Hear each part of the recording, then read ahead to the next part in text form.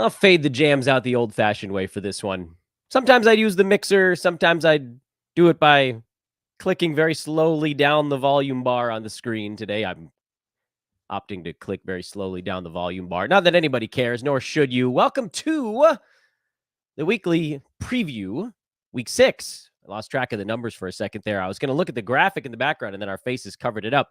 I'm Dan Vespers. I am joined, as always, on the Monday afternoon look at the week ahead by D-Ball, B-Ball, the great Derek Ball, hailing from the great white north. I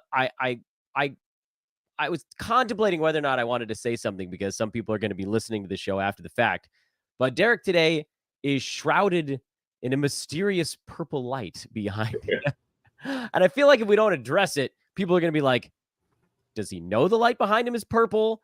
And then I just learned that you guys are like living in a giant greenhouse there. Yeah, you know what? My wife has a green thumb, and as you very rightly pointed out, I am in the Great White North. It is cold as heck outside, so we're not growing anything outside. And frankly, with all the critters in our backyard, we weren't really going to do that in the summer anyway. So lo and behold, every square inch of my apartment is just filled with plants and LED grow lights. So this is a nice little preview of what the rest of my apartment looks like. I badly want to do a D-Ball Cribs episode of this show someday where we get it on your phone and you can just like take us from room to room. So all right, before we get into the weekly preview, what's behind you? What are these plants? Do you know what they are growing behind you? Ooh, yeah, you know what? My wife is not going to be thrilled that I'm going to get some of them wrong. They're all But legal. I can tell you that there is and they're all legal. Yeah, 100%. There is, let me see, I've got a dragon scale plant, I believe, behind me. Just off camera, there is a snake plant. What is that? A snake plant is basically really tall, fancy grass that requires minimal attention, and quite literally, it grows straight up, just in longer, thicker blades. Wow. I gotta say, I wish you had said something else because we can't see it.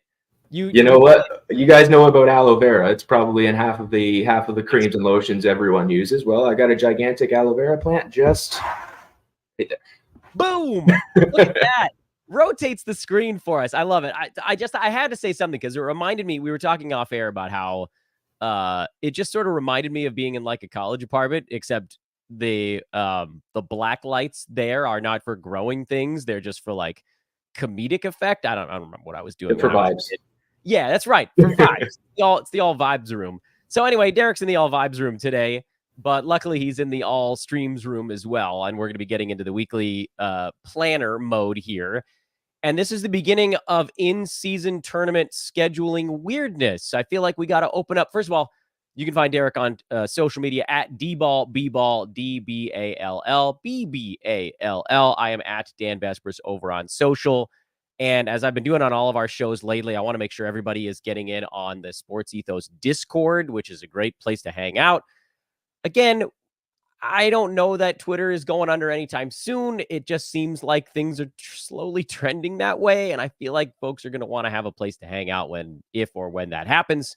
This would be it. I'm throwing the graphic up on the screen for anybody that's watching on YouTube. It is, of course, in the show description if you're listening on traditional pod channels. But Derek, before we get into sort of the chronology of the week, what do folks need to know about the tail end of this week? Because isn't that when the in-season tournament starts to goofer up the schedule a little bit? 100%. So really, I think after Tuesday, you're going to see a lot of really funny business because that's when the in-season tournament and the NBA Cup, the qualifiers are all going to be determined. And then you're going to start to see the teams and the players, much like they do around the All-Star break, start to kind of give themselves maybe a little bit of extra prep time if they're qualified. Or maybe, they're just going to start calling in sick to work like so many of us do when they've got a holiday around the corner. So I'm prepared for a lot of funny business in the schedule this week, and it seems to me very likely, although I can't guarantee or really officially predict it, that you're going to see a lot of kind of key rotation players start to go missing as we get closer towards the end of the week. Games wrap up on Saturday, and then from Sunday moving forward into week 8, we're not going to have any fantasy relevant basketball happening because every team, you can hear something in the background. So we're gonna have every NBA team is either going to be qualified and going to Las Vegas to play, or the ones that don't are very likely going to be going to Vegas to hang out and party. So So really, the league is going to stop schedule on Saturday, and then we're going to be very bored sitting on our hands for another week. yeah, it's pretty. I mean, I know most of it like is going to be impacting next week, but there has to be Mhm. something we can do this week to get ourselves ready, or like, okay, so I have a lot of questions about how this new, because this is new. This is the thing we're going to be attacking for a first time from the schedule planning standpoint as well. Does this mean that you should be utilizing more moves early in the week? Does it mean you should be setting yourself up more for the few days with just a couple of games next? Like, what is your general plan? Because like, I imagine it can't be the same as what we normally do on these shows, which is you're using like one or two Monday, Tuesday, another couple Thursday, Friday, and then you're basically done. But like, everybody plays Saturday and nobody plays for like 3 days after that. So something's got to be a little different this week. Yeah, absolutely. So, unlike last week, where I basically just said use all your moves and use them as soon as you can and just try to get the best players ASAP, this time I think we're really looking at more of a long streaming schedule. And I'd be kind of more surprised if I did see the majority of teams actually going through the bulk of their moves because you have one less day to actually play games on. And unlike last week, where that day fell in the absolute middle of the schedule and gave us some kind of funky games that we could exploit with the rest day being on Sunday. There's really not that much that's exploitable on this schedule. There's no Monday to Tuesday back-to-backs, so your first shot for 2 games in 3 days comes from the 8 teams that play Monday to Wednesday. So really, it's very likely that most teams make one move before Wednesday night, and then are probably looking to make a second move on Thursday if they're just doing kind of like a default streaming play.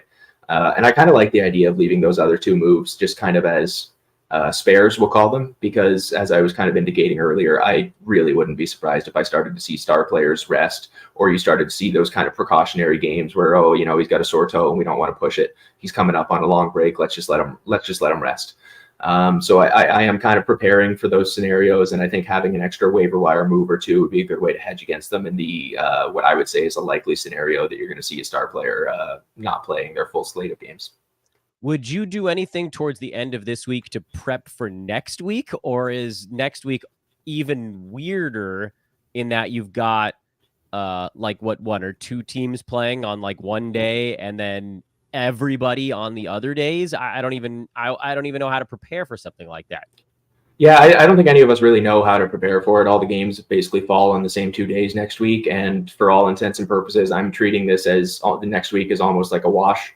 It's hard for me to predict what moves could or would be effective when everyone plays on the same days, and we're not entirely sure how those games are going to turn out. So for me, unlike most weeks where I would normally say use your final moves on the final day to kind of get a jump start on next week, I'm very much just I'm focused on this week. I'm not trying to predict anything that happens in Vegas or moving forward from Vegas, because I think the NBA environment is going to kind of be turned on its head in the coming days, and we're going to start to see some funny business that we can't exactly predict or prepare for yet. With the obvious disclaimer just being that you want to have the best players available on the court. So whatever move allows you to do that is going to be the goal. Okay, so now correct me if I'm getting something on this wrong. You are my Mhm. scheduling guru, and it's possible that I goof something up.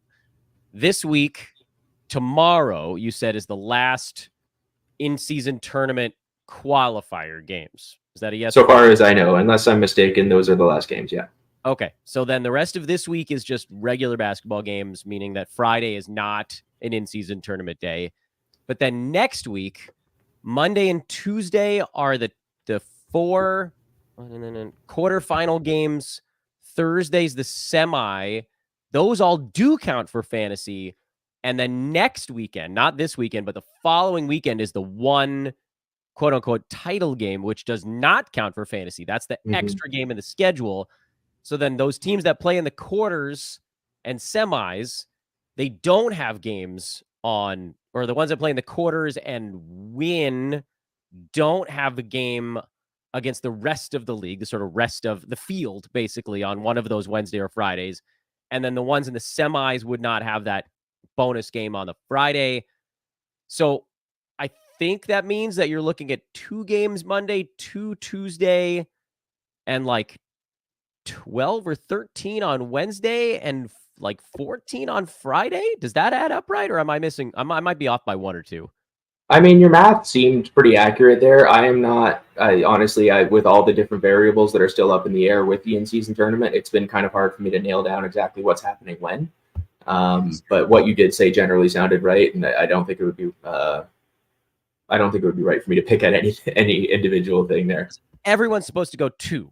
That's, I think, yes. the end result. So, like, if that's my understanding. If someone was, now you guys know where I was going with this very circuitous route, Derek. If at the end of tomorrow, we'll know who's in the quarterfinals, right, for next week. And so then maybe you could make a move with Monday, Tuesday in mind for next week, because then every team plays twice, but a couple of teams are going to go early in the week and a whole crap load are going to go Wednesday, Friday. But the overload might make that sort of inconsequential. It seems like having the teams that play on the low traffic days next week could end up being a huge advantage. Yeah, absolutely. So, I mean, if you are sure that you're going to be able to get a player that's going to be active on those first couple of days in week 7, when you're coming down the stretch of week 6 and you got a leftover move, I say go for it. It's you are going to have spare moves in a week like this, so there's certainly no harm in doing that. But with the way that this schedule rounds out, and knowing that on the last 3 days, the 2 heaviest game days come in the last 3 days of the week 6 schedule, I'm really going to be focusing my attention on trying to maximize my results there if I do have leftover moves, with kind of the Monday, Tuesday of week 7 being a real convenience play for me.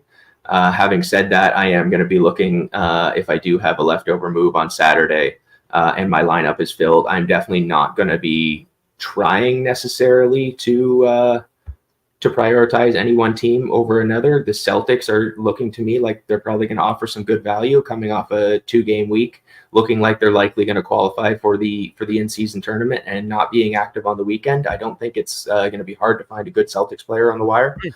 And I think the same could be said of the Knicks, as they do get a couple of rest days as well. And as far as I know, they're not eliminated from the tournament yet either. Really, at the end of the day, I think it's just like you were saying, you want to get those teams that are active for those two games if you have the convenience of doing it. But I wouldn't go into week 6 with anything to do with the in-season tournament as a goal per se. Yeah, and that's this week basically going, because we don't have the final names for the quarterfinals right now. Anyway, I think we have an idea of it, but it's not set in stone. The only reason I bring it up is because if most teams in your league are going to be able to start 10 guys on Wednesday and Friday, and then like assume everybody has like a player from one of these quarterfinal or whatever, like the last whatever is 8 teams that make the quarters, 4 make the semis, and again the finals game doesn't matter. You're looking at a lot of teams that are going to have next week. I know I'm looking at week 7 right now. I know I'm getting ahead of myself. We still have to talk about how to deal with particularly the front end of this week. Right. But if a lot of teams are going to have like 22 games played next week, if you can get 2 or 3 extra games, you are dominating. That is a massive percentage 100%. Edge in a way where like most weeks you add 2 or 3, 4 games, whatever, you're adding 4 games over a 45 week, whatever it is. Like you're talking about less than 10%. Whereas if you can add 4 games next week over 20, that's a huge jump. That's a double in terms of like against your opponent. 24 games beats 20 games almost every single time in a head-to-head. 100%. And you know what, to build on what you're saying there too, I'm expecting once we kind of get into the tournament, I'm expecting to see more of a playoff atmosphere. When you're in the playoffs, defense turns up, it's up to another level, and you're going to start to see what I expect to be lower scores. To me, that actually says that teams that build in high impact stat areas, so like 3-pointers or blocks or steals, they're going to see really, really big returns in these games because A, the small sample size of games, and then B, I just think you're going to see a more locked in targeted defense once the matchups are more consequential, we'll say. All right, now is I'm going to turn the stage over to you. Basically, is my next plan here, because I wanted to get in front of next week because I think it's actually going to be a sort of a pretty big deal to be aware. It'd be so easy for all of us to just be like, in-season tournament, I don't really want to pay attention to that stuff. But again, starting at Wednesday morning, at the end of tomorrow, we're going to have an idea of who has these extra super low traffic, very valuable games for next week. And you may need to be sort of ready to take that plunge early, especially when you consider the fact that this week ends Saturday's what, a 12 game day? So probably an overload, right? Very likely, yeah. You're almost guaranteed to have an overload on that Saturday. Okay, so now, sorry, I've been sort of burying the lead here. I just put it on the screen for YouTubers. If you're listening, you guys can find it on Twitter at DBallBball. This is what Derek puts together on Sunday nights for the week ahead, an opportunity to just look through the schedule day by day, team by team, who fits kind of front to back. You also write the week ahead piece, which goes way deeper on this stuff. That's part of the Fantasy Pass over at sportsethos.com and Ethos Fantasy BK. Derek, you want to walk us through how to handle this coming week? And frankly, I mean, you can tell me when to scroll down. Just pretend that I am your PowerPoint clicker, and I'll take us through your tweets in real time if you'd like. Oh, you've given me way too much power here, Dan, but I'm going to do my best to be respectful of it. So yeah, I've already kind of touched on what we're doing Monday. Monday, there's 8 teams of the 10 that are active that are effectively viable streams. In that they give you 2 games in a 3-day window. Of the Monday teams that aren't effective, let's just say that we're not looking at the Pacers, we're not looking at the Blazers, but I do see good value in the Nuggets, the Pistons, the Clippers, the Lakers, the Pelicans, the Sixers, the Jazz, and the Wizards, in most cases for a long stream, if not a short stream. Going into Tuesday, you can also accomplish a 2 and 3 before the Wednesday night games wrap up. If you are going for one of the 3 Tuesday, Wednesday back-to-back teams that are going on, there's the Houston Rockets and the Sacramento Kings, which simply just play a Tuesday, Wednesday back-to-back. However, I'm targeting the Raptors because they actually not only play the Tuesday, Wednesday, but they also play on Friday, which gives you a 3 games in 4 days stream. Very effective, especially if you're able to get a player like a Gary Trent Jr., who is a potential X factor in 2 really, really important categories to me personally, threes and steals. Really, really great categories to stream. From Wednesday night, most teams are probably going to be looking to make another move. If they are feeling so bold, Wednesday is a perfect day to be streaming because 9 teams offer a 3 and 4 opportunity from that period moving forward. I've kind of divided them in 2 on the tweets that I've put out there, or whatever we call them now in Elon's new world. Zeets, I guess. I don't know. But yeah, I've kind of divided them in 2 there because I already touched on the Pistons, the Clippers, the Lakers, and Utah earlier on as really viable Monday streams. I'm not expecting many of them to be available. So I'm actually really kind of considering Wednesday a day with only 5 effective streaming teams, in that the Nuggets, the Grizzlies, the Pelicans, the Magic, and the Suns all offer 3 and 4 from that day, and are less likely to be snapped up in that they don't have the back-to-back from Wednesday, Thursday. Their back-to-back actually goes Friday, Saturday. So I think those options are less likely to be chosen over. If you're looking at Thursday, there's basically only 2 teams that I'm looking at because I really do, as with every week, I'm just going to keep on driving it home. You want 2 moves or 2 games from every single move in a 3-day period.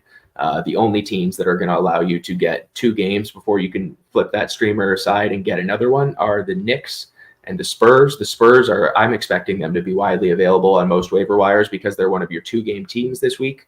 So I think you're going to have pretty easy time on Wednesday night finding the Spurs player of your choice.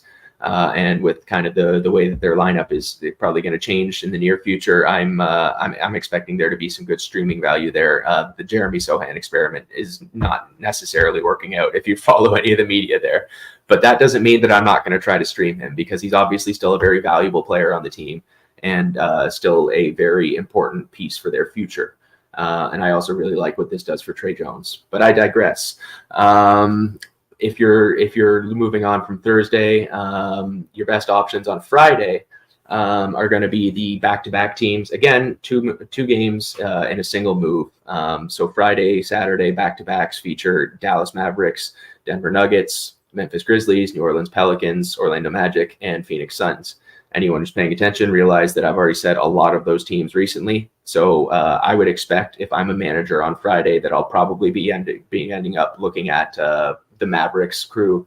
They do have a lot of really interesting streamers right now, and they've got some of their bigs that are trying to work their way back from injury. So depending on how that works, you might have some different streaming options just to split the difference. I put Grant Williams on the list there, but there's several other names from the Mavs that I'm going to be looking at on Friday night.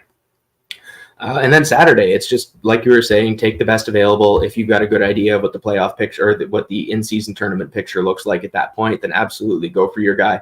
If you know you're going to get a lot of games the early part of the week 7 schedule, then I'm absolutely going to say you should target them. But I really used this Saturday part of my tweet to kind of highlight some of the other players that I really wanted to talk about this week, but maybe didn't have a schedule-specific reason to bring up earlier on. So I just listed a bunch of names here of guys that I'm really kind of into lately and that I'm expecting to see move up on be trending names on the waiver wire lately. So I just gave out some names like Craig Porter Jr., Kobe White, Dario Saric, Dorian Finney-Smith, Isaiah Joe, Jabari Walker, Jaime Jaquez Jr., Malik Beasley, Naz Reid, Obi Toppin, and Sadiq Bey. Now, some of those guys aren't going to be available in competitive leagues, but I think you're probably going to find a couple of useful guys on that list that I do expect to give some really good value in the short term. Wow, that was well done, my good man. And I think I was scrolling at the proper speed. To be honest, I looked away, but it looked like you were keeping up with me most of the time. I forgot to be a good director and tell you what to do. No, I heard you. As you were getting to the different days, I was bringing it down. Your last tweet, by the way, in that thread is one that you probably should have talked about as well, because that, again, is a shout out to what you're doing over at Sports Ethos with the week ahead piece that is available there now. And I'm not going to put that on the screen because that is behind the paywall. But one thing that I will do is take a look at the chat room, because I think we do actually have a couple of stream questions. Here we go. Got one from Mr. Jason. Start 2 of these guys this week. No streaming. So this is a full week lineup lock. Mitchell Robinson for 3 games, KCP for 4, or Max Strus for 3 games. It's only a 6-cat roto league, which I'm assuming is no turnovers and no percentages, but we don't have confirmation on that. So basically like a points league, effectively, kind of question. So Mitch Rob for 3, Strus for 3, KCP for 4. Which way do you look on this one for a weekly lock? Well, I'm definitely going Mitch Rob right off the bat. Mitch Rob was my first very clear, you got to pick him, because I think he does a lot of work in the categories where you're going to feel the most impact. I love rebounds. I love blocks. I think those are really productive categories that you're going to see really good value in from him. I think he's an elite producer of both of those areas, and you want to get the elite guys in whenever you can. And then because it's 6-cat and we're taking percentages out of the game, I think I'm actually going to give KCP the bump here. I think he's filling up the counting stats a little bit more, and I trust him to give me more steals than Max Strus does. As much as Max Strus has been a very valuable, very impressive, and just generally a very fun to roster fantasy player, that extra game with KCP plus a little bit more of a rounded line from KCP kind of puts him over the edge for me. Yeah, I'm definitely with you on KCP. I think between the other ones, it's a little bit of a coin flip, but there's a nice thing with the Mitchell Robinson side there, like you talked about, of maybe a little bit less variability. In these situations with the weekly lineup block, if you've got guys that are even remotely close together, you go with the one that has the extra game. So that's what, in my mind, makes KCP sort of the pretty easy choice for one of the two. Let's see. These other questions are actually not weekly lineup questions, but I'll give you one anyway, because I think we've got you about 30 more seconds here. How about this one? Do you think Buddy Hield for OG Anunoby is a fair buy low offer? I think you could try. I don't think it's going to get it done, but I'd give it a shot. Listen, if I can acquire Buddy or OG or Anunoby for Buddy Hield, I'm doing that 10 times out of 10. If I'm playing in a league where I can throw in draft picks to grease the wheels and try to make that trade happen, I'm also doing that. I'm 100% in on OG Anunoby. He is exactly what he was in all previous seasons. We're just seeing a bit of a slump right now as the whole team that he plays on is really struggling, and he's working his way back from injury. So if you're able to buy low on OG, go for it. And if it only costs you Buddy Hield, then you should be singing all the way to the bank. This one also isn't a weekly choice, but I am curious your thoughts on Markelle Fultz. That's not technically the question. It's should I drop Santi Aldama to stash Markelle Fultz? But what do you think he's going to be this year? Because I was always in the kind of, I don't know that he ever really gets like bursting through that top 90 window. Now I'm a little bit unsure if he even gets quite to there. But with the lack of timeline, I find it really hard to tell people to stash Fultz right now. Yeah, I've been fairly quiet on the Fultz front for several years now. I'm not necessarily against him as a player, but I am very much in favor of his two backcourt mates that he's sharing that point guard position with. I have drafted and held Cole Anthony in a lot of leagues this year. I believe in him as the best counting stats creator on the Magic. And I did that regardless of whether Fultz was healthy or not. And then, I mean, everyone's talking about Jalen Suggs lately. I'm personally a believer that he's got the highest ceiling among that group of 3 point guards there. And I think we're starting to see Suggs really reach for that ceiling. So with the combined success of Cole Anthony and Jalen Suggs just kind of filling in that point guard spot, and with Suggs doing a really, really good job of replicating the defensive value that Fultz brings to the table, I'm not sure that Fultz is going to have as firm of a hold on the starting spot as he did before he got injured. And then you talk about Fultz as kind of more of a connecting piece than maybe a do-it-yourself guy. I'm kind of more of the mind that you get more of that kind of alpha bulldog mentality from Cole Anthony and from Jalen Suggs. So I think they're more likely to go out and get theirs, even if they're in limited minutes.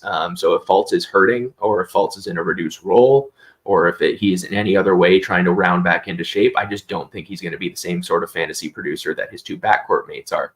Having said that, I'm never opposed to streaming a guy that's going to be productive in assists and steals. So at worst, he is a standard league stream, if not a hold that you're going to keep near the bottom of your roster. Mr. Jason did clarify it is no percentages, no turnovers, but had a follow-up. Russell Westbrook with 4 games versus Mitch Robb with 3. This is intriguing because Westbrook's very painful weaknesses are the 3 categories that aren't on the board for this team. I might go Westy here just for the extra ball game. What about you? Yeah, so I mean, honestly, if you're looking at their stats over the last week, Westbrook and Robinson are basically scoring at the same clip. Since we said rebounds don't matter, I'm just going to go ahead and skip by that. So it's really just a matter of whether you think that Russ's 5 or 6 assists are worth more than Mitch Robinson's block and a half per game. So if you're talking about a 4-game period, you're looking at somewhere between 20 and 24 assists for Westbrook versus, let's say, 7 blocks for Robinson. I would rather, if I knew that I was going to be competitive in assists, I think I would rather have him, because I wouldn't necessarily rule out that Westbrook could be productive defensively. Whereas I know that you're really not going to get that much more out of Robinson, even if he does have a good game. He might do more things in the same categories, but Westbrook, as we know, Mr. Triple-Double, he is all over the place, all over the stat sheet. He's not doing great right now, but at least he has the ability to outproduce those numbers. I'm not exactly optimistic about either scenario. Yeah, that's fair. All right, Derek, get back to your day. Thank you. And, you can float back into the sweet purple abyss behind you. Yeah, Dan, I got some plants to water, so. Yeah, clearly. Way more than I realized. He is Derek Ball. He's at D-Ball, B-Ball. He writes the week ahead piece for Sports Ethos. He's the guy that I get to get educated by here on these Mondays. Derek, I'm sorry for taking us all the way into week 7. I just felt like this is sort of we needed to get like a 2-week look ahead here to really knock it all out. Good luck with your lineups this week. Thank you, sir. It's been a pleasure as always. And let's talk more about week 7 in the very near future. Yeah, we're going to probably have to do that on social. Derek, we'll see you soon. See ya. He is Derek Ball, always the man here on our Monday shows. I got a couple more things to knock out before we wrap up the show. I'll try to hit another question or two that maybe wasn't specifically about the week ahead. I want to try to save Derek generally for those types of questions. But one thing that's a bit of a callback on this show to when it was just called the weekly lineup show, for those that may remember those old days, is making lineup decisions. And actually, we just got some breaking news in the middle of our podcast 2 minutes ago. Nikola Jokic was ruled out for the Nuggets ball game tonight, which makes me take a look at them and think, where are they now? They're in LA taking on the Clippers. That line has already jumped up to Clippers by 7. It's the second half of a back-to-back, and the Nuggets are, they've got a pretty good record this year, so I don't think that they have any massive fears about where they're going to end up at 11-6. And, you're seeing a little bit of what we kind of imagined would happen, which is off a championship run, you just can't keep your foot on the gas the whole damn season. And so on these slightly tougher scheduling days, sometimes you're going to see stuff like this. Now, let's hope that the back injury doesn't linger. I'm assuming he'll be back for their next ball game. And, the Nuggets have a not a fantastic schedule this week, but not a bad one. It's a 4-game week. They've got a back-to-back towards the end of it. Is that one where he could potentially see another day off at a Phoenix-Sacramento back-to-back? Hard to say, but either way, you're playing Nikola Jokic. You basically have to, because he's freaking Nikola Jokic. Other players that are game time decisions that you're making tough calls on. Kevin Durant was questionable for their game on Sunday. He ended up sitting that out. They're off today and tomorrow, but then their schedule is a little bit backloaded this week, as you just heard from Derek. Phoenix plays on Wednesday, Friday, Saturday. I'm assuming you get KD for 2 of those ball games, and that would be more than enough. So he's also a go. Larry Markkinen is a little bit of an interesting one. He is already out with a hamstring strain, and that's a little bit concerning because hamstrings aren't usually the world's fastest in terms of recovery. It's also a couple of home games, which are the ones that tend to be a little bit easier for players to put up numbers in. Not that that's like easier for him to play through an injury. Utah's a 4-game week. They're in Memphis. They're at Minnesota. Then they're back home to take on Portland towards the end of the week. There's a back-to-back in there. Feels like 2 for Markkinen might be a good ending. That makes him in my opinion, one of the hardest calls of the week. I probably roll the dice and hope you get 1 or 2. But man, if you have a 4-gamer, that's a possible fill-in that could even get you part of the way to what he'd do in 2 ball games, which is like 47 points, 16, 17 rebounds, a couple steals, and a couple blocks, and 6 3-pointers. That's easier said than done. But, you're talking about a guy that's like 12 points, 4 or 5 boards, and, a half a steal, half a block, and 1.5 threes. Those types of guys are floating on the wire. And that way, if Markkinen ends up missing the 3rd game and he only plays 1, you dodge that possible bullet. It's a hard call to make. I know it, but I think I would probably try to go find a 4-gamer if I could. Bam Adebayo and Duncan Robinson were full participants in the Heat's Monday practice, so the expectation is that they'll be back tomorrow, so you can fire both of those guys up. CJ McCollum is hoping to make a return later this week. I think I would probably still keep him benched. We don't know exactly how his minutes are going to look coming back from a lung injury.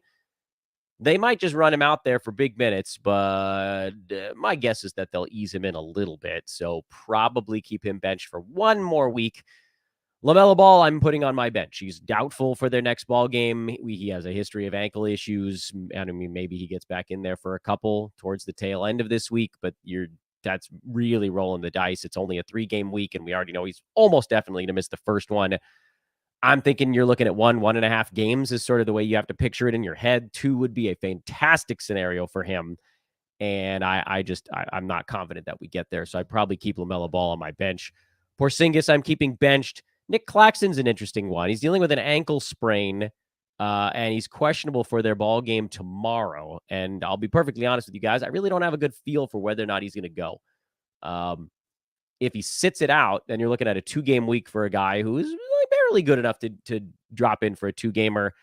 I'd probably keep him benched and play it safe, but you guys know me. I tend to be a little bit more cautious. Jimmy Butler is questionable with an ankle tweak. I'd probably start him this week. I think he's going to give you 2 games, although he did miss practice earlier today, if I'm not mistaken. So we'll see. I think they're just trying to give him some extra time off. Tyler Hero is still on the bench. Cam Thomas is still on the bench. Jalen Johnson's out a month, so he's obviously on the bench. Kelly Oubre benched. Derek White played. He's got a cold, but I'm going to assume that he's going to give it a go. Zach LaVine is sort of constantly in and out of the injury report with that foot soreness. I don't know how you take him out considering he's mostly playing through it, but Cam Johnson's a go. Sounds like Keegan Murray's likely back for the Kings, so he'll be a go for later this week. And then that's probably about as far down the board as we really need to venture, right? Oh, Drew Holiday is sort of an interesting one. He's questionable for the Celtics game tomorrow. It's a 2-game week, so probably keep him on your bench. And those are likely the guys you're making the weekly calls on. Because anybody ranked farther down the board, if they're even so much as questionable, you probably keep them aside. Jamal Murray may come back at some point this week. That would be really nice for them. But I don't think that you can start him with the hope that he comes back. I think you got to let him actually show up before you do it. And that, I think, is probably your weekly calls. As, by the way, Cam Reddish just got ruled out for the Lakers tonight, which means that someone like a Taurean Prince probably does retain some kind of value. And that, I think, is probably your decision-making tree for this evening. Let's see what questions I can lightning round my way through. I don't want this one to go longer than 45 because I've already did an hour and 15-minute show earlier today. Air Dunk says, should I drop Keontae George for Dyson Daniels or stash Trey Murphy now instead? 8-cat roto. Your IL already has Bradley Beal and Tyler Hero. I mean, over the next few games, Dyson Daniels is probably better, but CJ McCollum coming back almost definitely obliterates that. So probably just hold on to Keontae George unless it's a 3 IL and then you get Trey Murphy and you pick one of these guys back up again. Sadiq Bey or Marcus Smart rest of season? Probably Marcus Smart, although, Bey's going to play for the next couple weeks and Smart isn't, so that's a complicating factor. If you need to win the next couple weeks, Sadiq Bey. If you're talking about like who to sit on for Roto, it's probably Smart. Someone offered me LaMelo Ball for Kristaps Porzingis and Desmond Bane in a 14-team points league. That's too much. Yeah, that's an overpay. What are we selling Chet for in a 10-teamer due to concerns over injuries? I don't know that I have concerns over injuries. He seems pretty tough so far. If you can get somebody inside the top 18 to 20, I would do it. Otherwise, man, he's rolling. Maybe top 24, top 2 rounds. That's about it. What are your thoughts on stashing Amen Thompson? I don't think he's going to do much this year. You're talking about next, maybe even the season after, because the Rockets are trying to win now. Scoot Henderson, ? 10-team points league. Yeah, you probably want to sit on him. He'll be a 10-teamer in points leagues by February, but it's it's going to be a long road to get there. He's going to be a suboptimal player for your team for the next however bit. Dan, I have Kawhi and Kevin Durant in a 16-teamer. I'm planning to flip both of them due to historical injuries. Who can I target? I mean, here's the thing. There really was never a plan there because if somebody didn't want those guys, they probably didn't draft them. I'm not as worried about it as others. I think Kevin Durant is a beast. So, what are you going to sell him for? Another first rounder that you maybe could have drafted anyway? I don't think this is going to make any sense for you. And then Kawhi, you can't really flip right now because the Clippers are still trying to figure out how to fit their pieces together. I need to trade Jimmy Butler. Who and best player to look for? You should be able to get somebody inside the top 30, I would think, back for Butler. I know he's number 36 right now, but he's been trending up. And yeah, he misses games here and there. That's sort of the magic of Jimmy. I don't really know who you can target, though. You kind of need him to get going before you could do it. You might be able to get like a Desmond Bane if you wanted. I don't know if that's the direction you'd want to go. DeJounte Murray, you could get. James Harden, you could probably get. Freddie Van Vliet, you could get. These guys are less banged up, but I think I'd rather until Harden's rolling.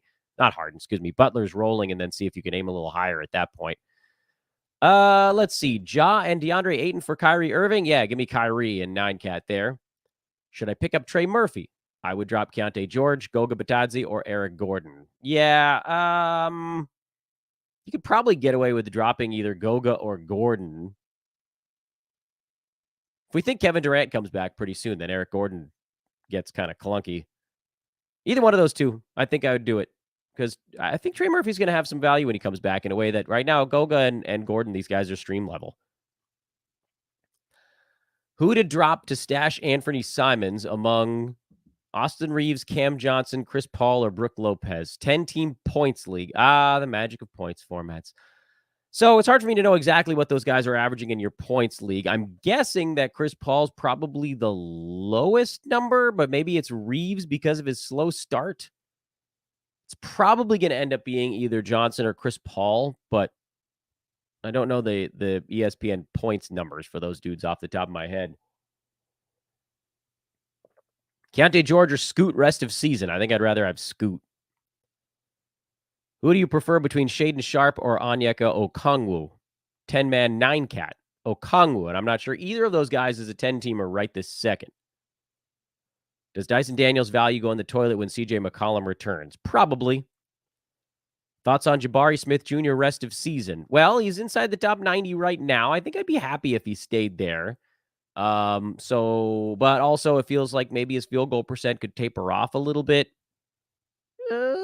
Somewhere, but he's a tough one, man. High volatility dude. Somewhere between 75 and 130, and it really is not localized to a particular narrower window. What is Devin Vassell's trade value in a points league comparable to? So he's, I would venture to say, a little better in points leagues because the free throw number's not great, and typically the field goal number is a little lower, but he's sort of running hot right now. Maybe like top 75, top 70, something like that. Vassell points league. Should I stash Kelly Oubre for Scoot or Brandon Miller? I think I'd rather have Oubre over Scoot. I don't know that Miller's had a couple of really hot games in a row, and maybe he gets a bunch to do while LaMelo's out, but I'm not sure that there's a ton of 9-cat upside there in the way that Scoot could get cooking in a couple months. I think I'd rather have Oubre over Scoot over Miller long term. Obviously, the very short term, Brandon Miller is the best option because he's playing, starting, and LaMelo's out. And Oubre's not back yet. But so sort of a flip depending on what part of the year you're looking at. I'm trying to trade Vooch in a head-to-head points league. Who should I target? It's not going to go great for you because his numbers are quiet. Just sort of plodding along in that 60 range in 9-cat and probably lower than that in points if I'm guessing right here. So I don't know is the answer to that question. Sorry, dude. I don't actually have the answer to that one. Who is your favorite player to watch in the NBA? So I get a weird kick out of watching the incredible defenders of the NBA. And more specifically, the ones that get steals and shot blocking. So, and that's not my way of saying that I'm about to answer this question with Brook Lopez because, hanging back in drop coverage and being incredible at it is fun, but it's not like super exciting. So I love Nikola Jokic, who's not, getting a ton of defensive plays, but just everything he does is nuts. I have no idea how he does these things. I love watching Anthony Davis when he's going because he's just blocking everything, and then he's also a force on the other end. I love watching Kevin Durant, who does block shots and then is like one of the most efficient scorers ever. I mean, there's so much awesomeness in the NBA right now. Luka's pretty cool. I don't have the same heart tingle for Luka. He's unbelievable, but his game is a little more sort of fluid and slow in a way that doesn't explode to the eyes. He does these step back 3-point shots that are crazy, and he's amazing, but it doesn't have that sort of kind of moment. So I guess that's kind of the answer to that question. You guys are piling up these questions here late. I'm only doing one more minute.